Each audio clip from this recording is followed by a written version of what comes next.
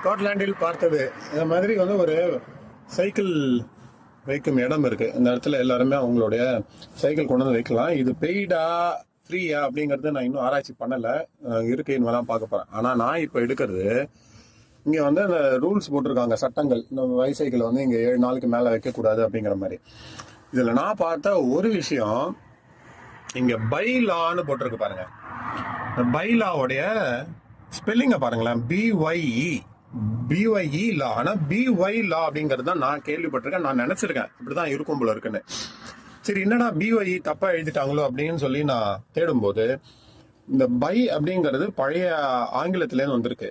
அது வந்து பைர் லேக் அப்படிங்கிற வார்த்தையிலேருந்து வந்திருக்கு. பைர் லேக் அப்படின்னா, பைர் அப்படிங்கிறது ஒரு டவுனு, ஒரு சின்ன முனிசிபல் ஏரியாவை குறிக்குது. லேக் அப்படிங்கிறது லா. அதுதான் பிற்காலத்துல பை லா அப்படின்னு வந்துருச்சு. ஸோ பிஒய்இ அப்படிங்கிறது பிரிட்டிஷ் இங்கிலீஷ். இதே அமெரிக்கன் இங்கிலீஷுக்கு போகும்போது பிஒய் லாவா. புதுமையான விஷயம் நான் தெரிஞ்சுக்கிட்டது.